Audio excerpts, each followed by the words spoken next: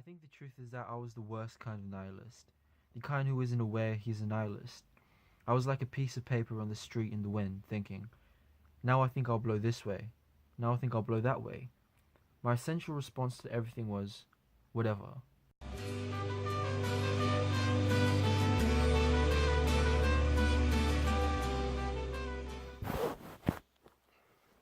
So this is a review of the late David Foster Wallace for his unfinished book, The Pale King. He was born in 1962 and died at the age of 46. It was ruled a suicide. Book centers around this IRS firm in Peoria. I still can't get my head around that. So Wallace writes from all these different characters' perspectives, and one of the most prominent is his own. And there was this part in this book where he talks about how his legal, how he's talking about how he wrote the book as a fiction to hide from the fact that everything is real. Like, I don't know, there's a part in one of the chapters where it says the only thing fictitious about this book is the legal disclaimer. There's a lot of really intriguing characters in this book that I still can't get out of my head. They were written so vividly.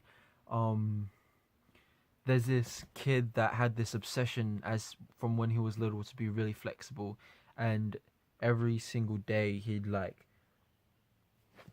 bend his thumb more backward or like further backward than it did, and he'd like take the time out to measure. And it was just weird, like these weird quirky characters. And then there was this character who Wallace I don't know if it's Wallace. I think he took on a different character, but when he first was like recruited to the IRS agency, he was in this van, and then there's this character that sweats a lot, like he's like an excessive sweater, and then it goes into like his past of how he couldn't get through class because he had anxiety issues. He couldn't go to, like, he was scared to talk to girls because he was scared that they'd see his sweat patches, and that's kind of relatable because I sweat a lot as well. Really diverse and interesting characters, and my favorite character is this employee called Tony. And when you first see her, people are complaining about her dogs barking or something like that, and then she straight up tells them when they complain to just shut up and stop messing with her. But he writes it way better than I explain it. A lot of these characters are fleshed out in the way that it kind of turns a statistic into something personal. Like, these characters, they're just another brick in the wall, another piece of the pie in this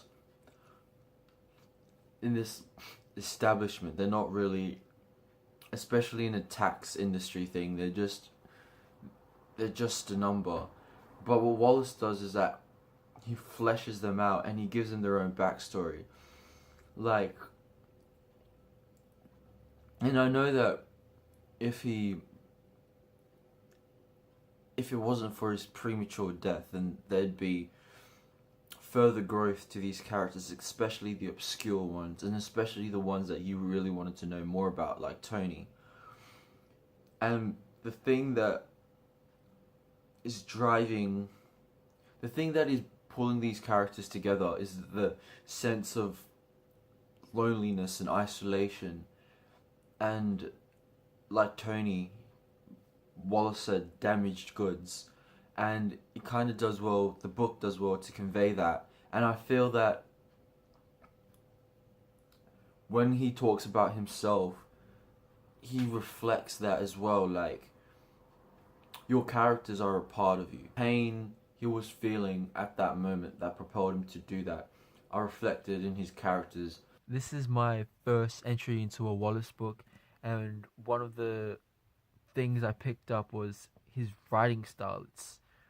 it's so vivid, but it's also like an impressionist painting.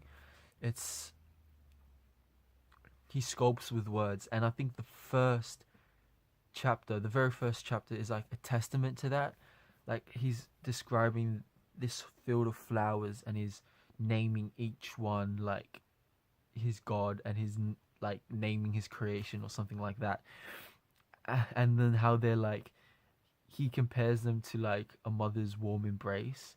Just um but another thing, this man loves to use footnotes.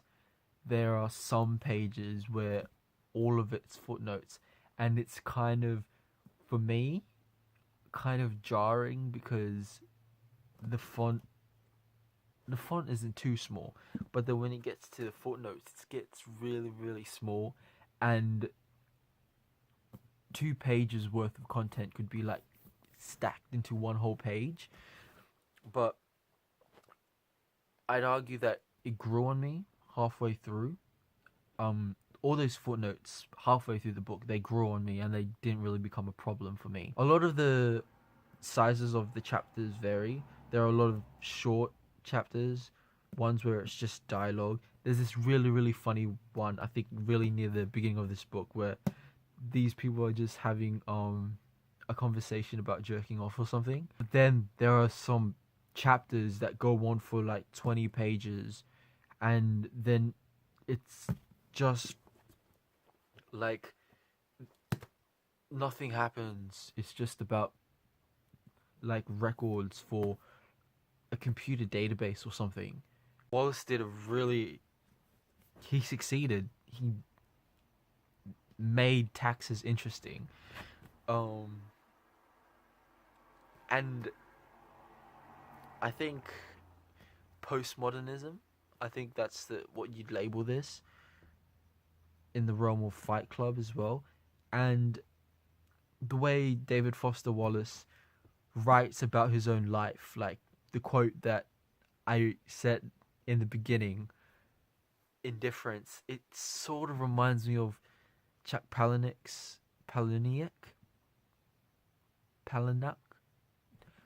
how he writes his characters. They're so unapologetic, so just out there. And I guess that's a trait of postmodern writers. If Wallace got to finish the novel, because by the end of the book there is nearly it are there's so many questions that you ask, like what happens to these characters, what happens what happens to them.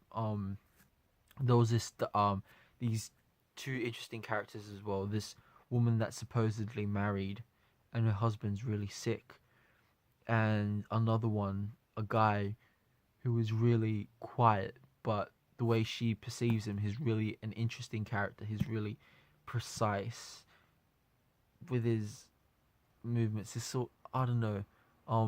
They have a conversation during a work party, and they are like attracted to each other, and they just I don't know. That was just really interesting. And one of the things by the end of this book, it leaves you with so many questions.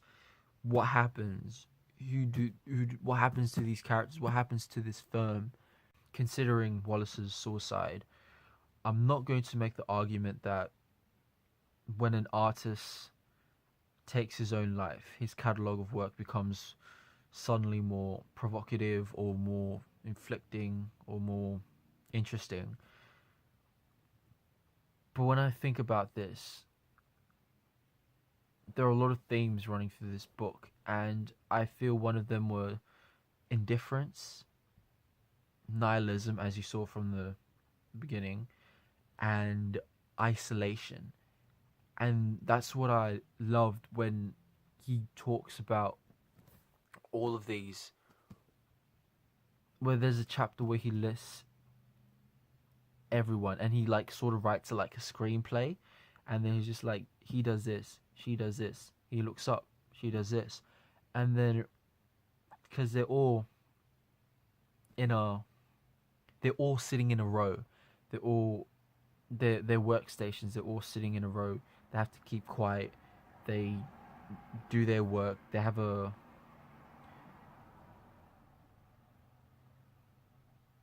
expectation that they have to reach. But each character is sort of isolated. Each character has their own insecurities, their own. It's like sitting on a train and looking at people and just wondering what have they been through.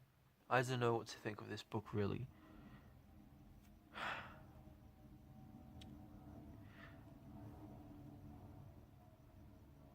I'm feeling a light to strong 7. If you like this video, thank you.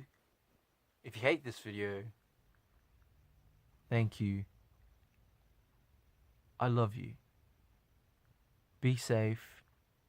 Take care.